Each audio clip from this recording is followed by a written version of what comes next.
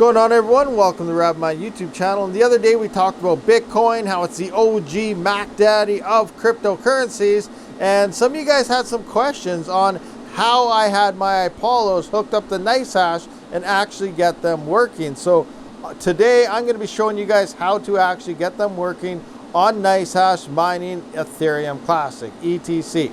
So it's none of your guys' fault. There's no issues. If you go to their website and everything and follow their instructions, you will do it 100% right. But it's NICEHASH's fault why your Ipollos are not working. They actually left out the key ingredient to mining on those on NICEHASH within their instructions. So don't worry, Rabid's gonna help you get all fixed up. Let's get your Ipollos running on NICEHASH.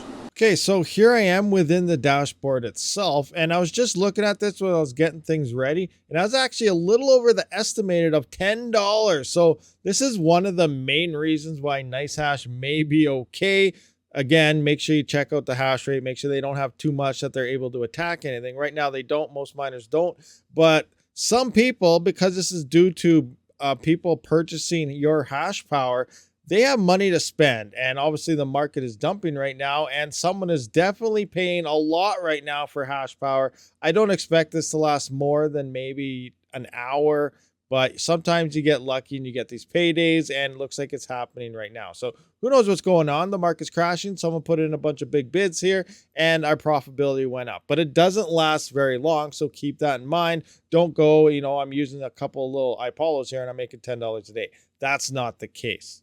All right, so anyway, and it's already dumping. So anyway, regardless here, so if you're mining on NICEHASH, you log in the dashboard, this is what you see. Now, if you have rigs mining, this is what you're gonna see. If you don't, this stuff will not be here. Regardless, you will have manage rigs and view stats. So you're gonna wanna click on this, and then it's gonna bring you into download miner or add ASIC. You're gonna wanna find this tab here, click on that, and this is where the magic happens, or at least 99% of the magic.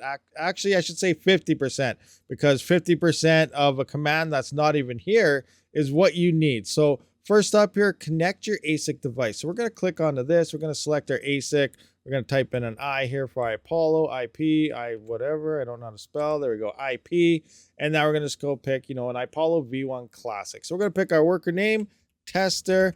Then we're going to pick our algorithm. Obviously, we're going ETC hash in this case. And then all these stratums do pop up. Now, all this, special connect your ASIC here is to put in your worker name. This whole platform here is for that. I think this is a waste of space.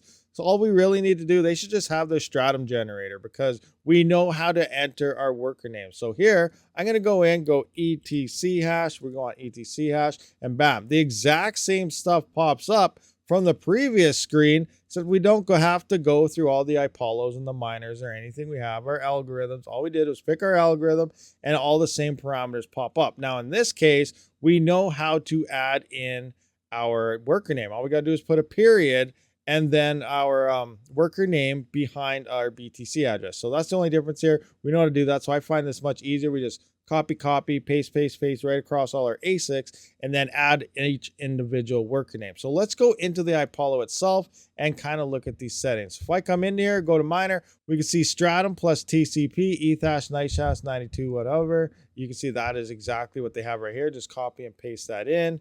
And then we have our worker. This is the BTC address that they assign to you. You set your own payouts and stuff within HiveOS itself. I'm pretty sure you guys know how to do that. If you don't, let me know, and we'll do another how-to video on a NICEHASH setup. So anyway, this is that. And then again, your period, and then your ETC mini plus, which is the plus I'm working here.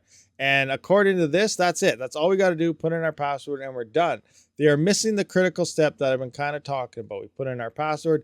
Down here in more options, you do have to put a -- NICEHASH. Without this single command right here, it will not work. It will not connect. So the issues I'm assuming all of you guys are having has to do with this command down here, which is not in here, which is why I say, 50% of the information is missing if you base it on weight, because sure, you have all your stratums, your wallet address, your worker name, everything here, but your miner won't work unless you add this one little line in the bottom here. So remember, go to other configuration, which is underneath your pool address and everything.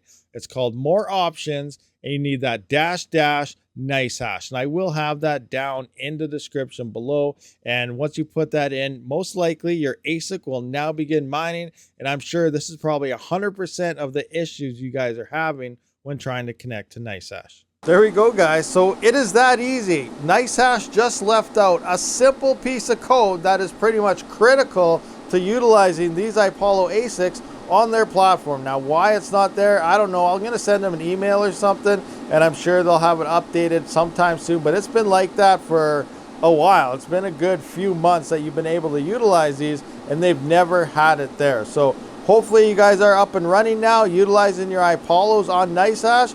If this helped you out in any way, be sure to hit that subscribe button, thumbs up, bell notification, be notified. And if you have any questions on a previous video I go through every comment. Let me know. I can re-explain something to you, maybe try and make it a little easier for you to understand or whatever in general. But you know what? If you need help on anything, let me know in the comment sections. I will look into it and try to set up a guide or something for you. So thanks for checking out this video, guys. I'll see you on the next one. Rabid out.